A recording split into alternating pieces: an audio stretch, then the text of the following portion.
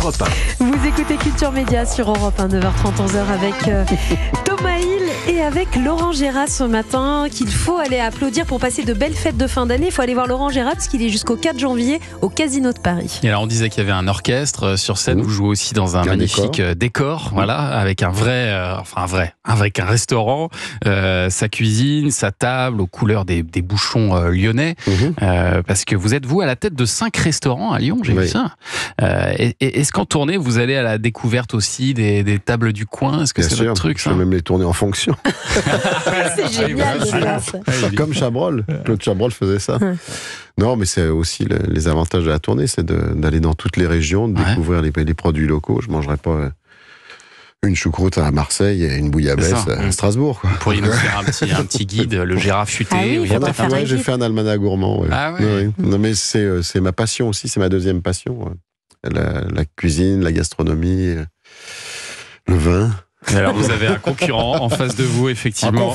Un confrère plutôt, exactement. Olivier Pouls, tantôt au fourneau, tantôt à la cave. Et de quoi parlons-nous aujourd'hui avec notre invité, Olivier? Eh bien, nous allons boire un coup, mon cher Thomas, rassurez-vous.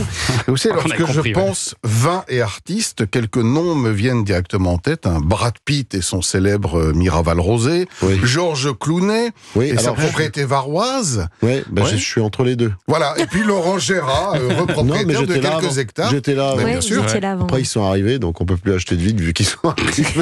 Non, et puis surtout, eux sont descendus dans le sud et ils font du rosé, alors que vous... C'est pas terrible le vin de Brad Pitt.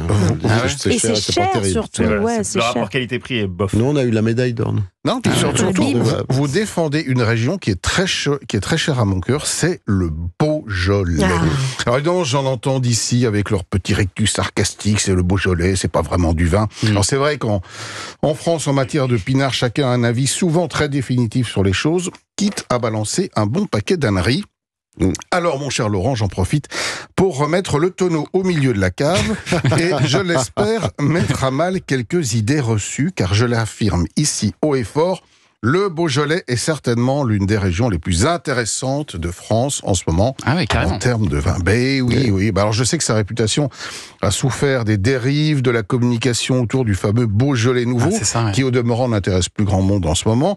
Et c'est vrai qu'on peut regretter le recours qu'il y a eu à une période à ce qu'on appelle les fameuses levures aromatisantes. Vous savez, le petit goût de banane. C'était de la levure qu'on rajoutait. C'est des levures aromatisantes, en fait, qui produisent des goûts de banane, de cerise, de ceci ou de cela. Mais il faut se souvenir de ce qu'étaient les vins du Beaujolais il y a encore une 50aine d'années. C'étaient des vins dont la réputation était aussi prestigieuse que ceux de leurs voisins d'en haut, Gevrey-Chambertin, ou d'en bas d'Hermitage. D'ailleurs, les prix sur les cartes des vins étaient à peu près similaires. Et puis, quand on parle de Beaujolais, on doit aussi parler des crus, bien sûr.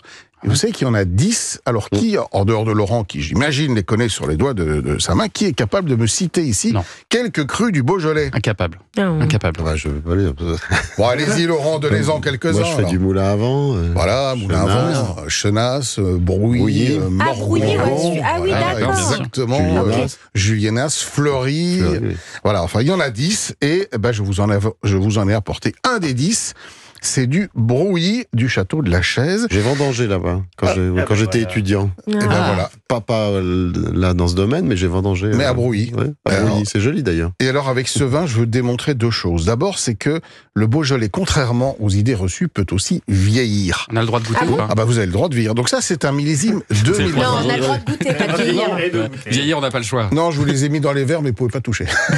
Non, bien sûr, goûtez-le. C'est bien. Donc c'est un millésime 2020 et ça commence à peine à s'ouvrir.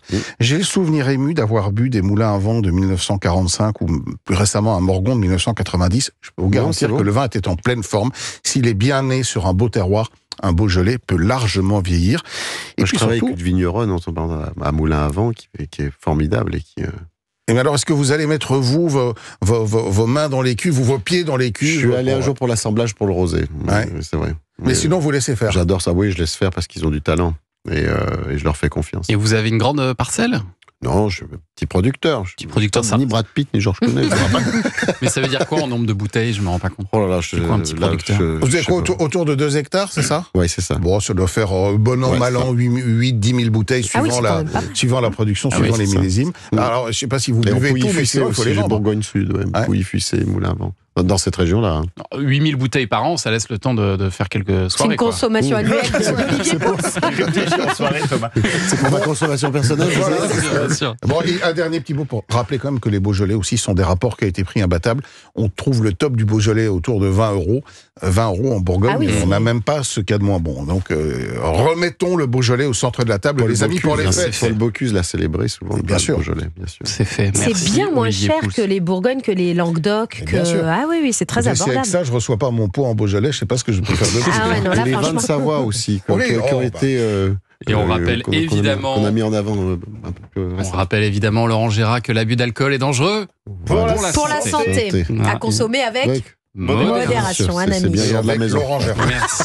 Merci Olivier Pouls, qu'on retrouve demain à 11h dans la table des bons vivants.